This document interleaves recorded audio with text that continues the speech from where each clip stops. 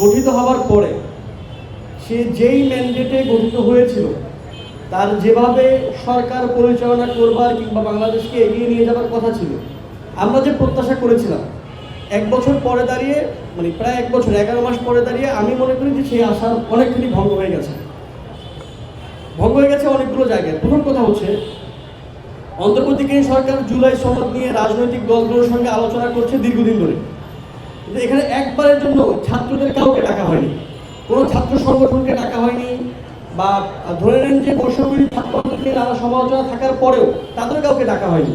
আর অন্য সকল ছাত্র সংগঠনগুলো জুলাইয়ের পুরো সময় মাঠে থেকে লড়াই করেছে, তাদের কাউকে একবারের জন্য ডাকা হয়নি। সরকার তাদের কোনো মতামত জানতে চাইনি, প্রথম কথা। দ্বিতীয় কথা হচ্ছে, যেই সনদের কথা বলি, যেই সংস্কারের কথা বলি, যেই দাবিটি উত্থাপন করা হয় কোনো একটা নির্দিষ্ট গ্রাউন্ডে গিয়ে, বাংলাদেশের সকল রাজনৈতিক দল সেই একই দাবিতে একমত হবে, এটা বাংলাদেশে অবাস্তব জিনিস। সরকার যে পলিসি নিয়েছে সবাই যেখানে একমত হবে সেই সংস্কার কেবল তারা বাস্তবায়ন করবে, এটা একটা খুবই বাজে পজিশন। এই জন্য যে শেষমেশ গিয়ে আর কোনো কিছুই থাকবে না।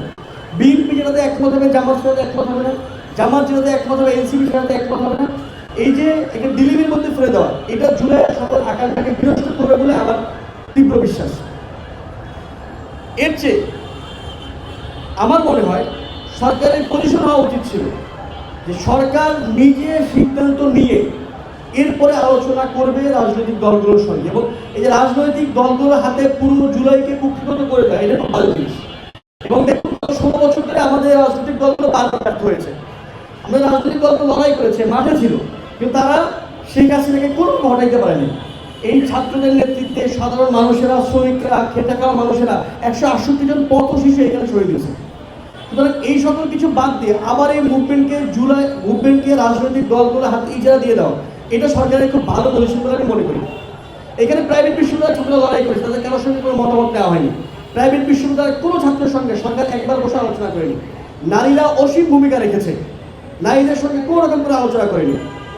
অন্যান্য ছাত্র সংগঠনের নেতাদের সঙ্গে কোনো আলোচনা করেনি, বরং যারা গত 16 বছর ধরে সবচেয়ে ব্যর্থ ছিল তাদের হাতে জুলাই গণঅভ্যুত্থানকে তুলে দেওয়া হচ্ছে।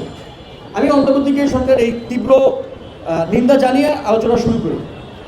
গত বছরের 31শে ডিসেম্বর বৈষম্যবিরোধী ছাত্র আন্দোলনের পক্ষ থেকে একটা উদ্যোগ নেওয়া হয়েছিল। তখন আমি নিজেও বৈষম্যবিরোধী ছাত্র আন্দোলনের দায়িত্বে ছিলাম। জুলাই ঘোষণাপত্র শহীদ মিনারে পাঠ করা হবে এবং নানা রকমের লিগাল বাইন্ডিংসের জন্য সরকারের পক্ষ থেকে বলা হলো যে বৈষম্যবিরোধী ছাত্র আন্দোলনের ঘোষণাপত্র যাতে পাঠ না করে, তারা সময় নিয়েছিল 15 দিন। 15 দিনের মধ্যে সকল রাজনৈতিক দলগুলোর সঙ্গে আলোচনা করে তারা ঘোষণাপত্রটি জারি করবে। সেই 15 দিন বহুতাকে শেষ হয়ে গেছে। সরকার আমাদের সঙ্গে প্রথমবারের মতো প্রতারণা করেছে। আওয়ামী লীগ নিষিদ্ধকরণ আন্দোলন শুরু হওয়ার পরে যেদিন আওয়ামী লীগ নিষিদ্ধ হয়, নির্বাহী আসে, সেদিন বলা হয়েছিল 30 কার্য দিবসের মধ্যে জুলাই ঘোষণাপত্র জারি করা হবে। 30 কার্য দিবস পার হয়ে গেছে।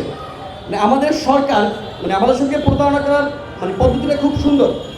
তারা 30 কার্য দিবস ওয়াদা করেছে বাংলাদেশের সকল মানুষের সামনে, বাংলাদেশের ছাত্রদের সামনে, নাগরিকদের সামনে ওয়াদা করেছে যে আমরা 30 কার্য দিবসের মধ্যে ঘোষণাপত্র জারি করব।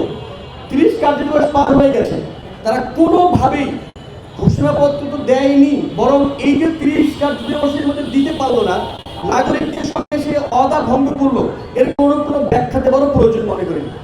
এটা স্পষ্টত নাগরিকদের সঙ্গে নিপখান, যেটা শেখ হাসিনা করতো, কম গণতন্ত্র বেশি উন্নয়ন। এই যে শেখ হাসিনার পলিসি ছিল নাগরিকদের কথাকে, নাগরিকদের সাথে ওয়াদাকে, ইশতেহারকে তোয়াক্কা না করা, অন্তর্বর্তীকালীন সাথে ওই পর্যায়ে পৌঁছে গেছে। তারা দিতে পারে নাই, কেন পারে নাই সেরকম কোনো ব্যাখ্যাও দেয়নি।